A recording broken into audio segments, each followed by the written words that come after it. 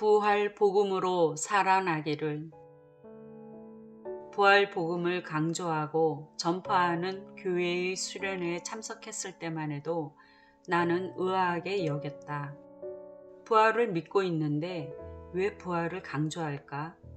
늘 들어오던 십자가 복음이 익숙한 탓에 부활 복음이 왜 그리 중요한지 납득이 가지 않았다. 혹 부활만 외치면 십자가의 의미가 약해지는 건 아닐까 하는 생각도 들었다. 집회 첫날 저녁에 나는 주님께 여쭈었다. 왜 부활만 그리 강조하는지요? 찬양이 끝날 무렵에 주님은 내 마음에 감동을 주셨다. 어찌하여 살아있는 자를 죽은 자 가운데서 찾느냐? 깜짝 놀라 그 말씀이 기록된 성경을 찾아 읽었다. 누가복음 24장 5절에 두 천사가 예수님의 시신이 없어 울고 있는 여자들에게 하신 말씀이었다. 죽으신 예수님은 다시 사셨다. 부활로 예수님은 하나님이심을 증명하셨는데 나는 아직도 십자가에서 돌아가신 예수님을 강조하며 전하고 있었다. 막달라 마리아처럼 나는 십자가의 예수님을 찾으며 슬프게 울고 있었다. 예수님을 믿는 나는 새로운 피조물이다. 허물과 죄로 죽었던 나를 살리신 예수님은 소망을 주셨건만 나는 여전히 죄에 눌려 지낼 때가 많았다. 그건 살아나신 예수님을 죽은 자 가운데서 찾은 마리아와 같았다. 이후 나는 전도를 할 때 부활의 증인되어 예수님을 전한다. 전과 비교를 해보면 십자가 복음을 위주로 전했을 때는 마음이 가라앉았다. 예수님이 당신의 죄를 사하시려 이렇게 고통을 당하시고 죽으셨다. 그러니 당신은 고마운 예수님을 믿어야 한다. 그런 식으로 전하면 분위기가 침체가 됐다. 부활 복음을 알고서 전할 때는 십자가를 말하고 부활은 더욱 비중 있게 전한다. 그러면 내 안에 계신 성령님의 기쁨이 넘쳤다. 모든 사람이 죄를 범했기에 죽으면 심판이 임한다. 하나님의 아들이신 예수님은 십자가에서 내 죄를 대신하여 죽으셨다. 그러나 예수님은 사망 권세를 이기고 부활하셨다.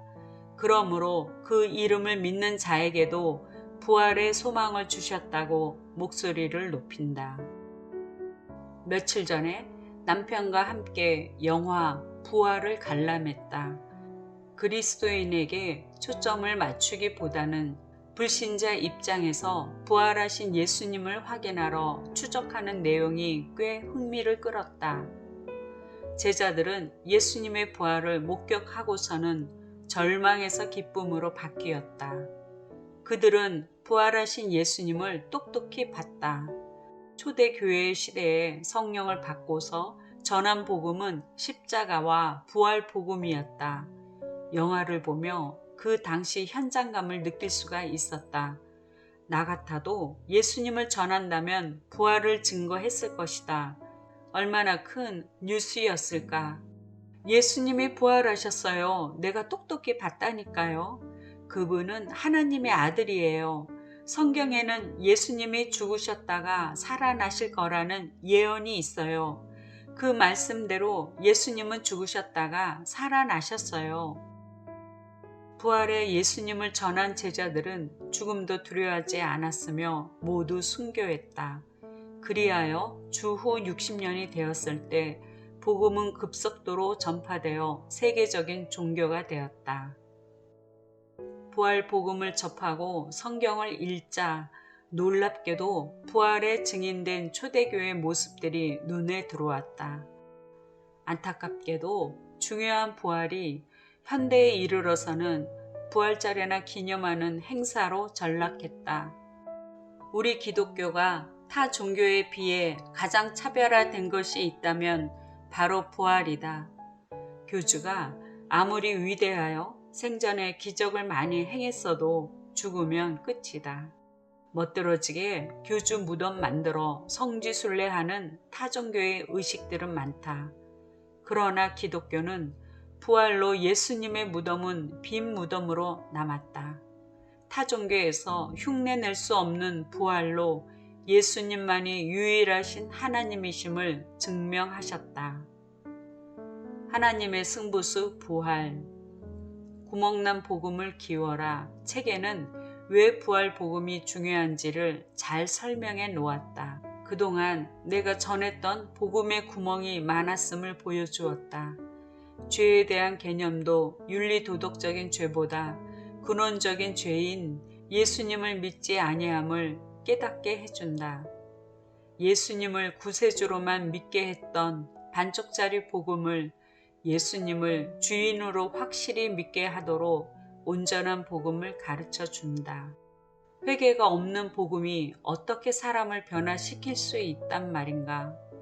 부활 복음의 핵심은 자기가 주인 되어 살며 예수님을 믿지 않았음을 회개하여 예수님을 구세주와 주인으로 영접하여 그분의 뜻에 순종하며 살아가게 하는 것이다. 그래서 부활 복음을 받아들인 교회들은 사람들이 변화가 된다. 오래도록 신앙생활 했던 신자들이 부활 복음 앞에서 새롭게 변화됐다는 소식을 들으며 복음의 위력을 새삼 느낀다.